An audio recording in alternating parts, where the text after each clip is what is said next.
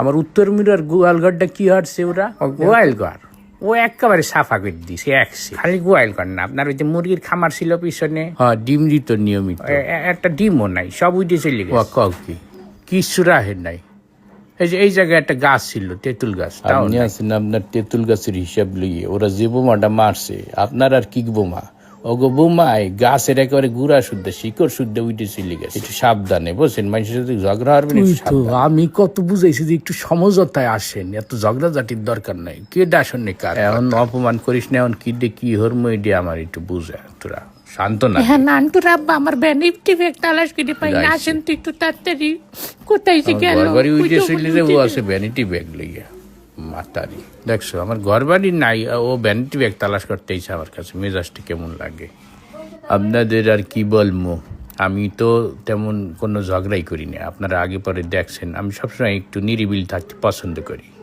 আমি সকালবেলা উঠে একটু চার দোকানে যাই চা খাই পত্রিকা পড়ি মানুষের সাথে একটু গল্প সল্প করি দেশ বিদেশের খবর রাখ এই তো আর কার কি কবে কি করলাম ওরাই তো আইসে উল্টে আমার এই যে বাড়ি ঘর জ্বালাই দিল আমার গোয়াল ঘর পুরাই দিল গরু লিয়ে গেল আমার বোর ভ্যানিটি ব্যাগ চুরি করে লিয়ে গেছে একটা টাহাও নাই কি হচ্ছি আমি হোদাই কয়া নাই বলা নাই আমার বাড়িতে এসে ডাহাইতের মতো আক্রমণ করলো এ তো আগেই ভালো ছিল আগে আফা যখন ক্ষমতায় ছিল তখন কি এত ডাকাত ছিল এত লুটপাট ছিল অত্যাচার ছিল কিছুই তো ছিল না মানুষ কত সুখে শান্তিতে বসবাস করতো মেট্রো রেল হয়েছে উড়াল সেতু হয়েছে আরও কি জানি আরও মেলা কিছু হয়েছে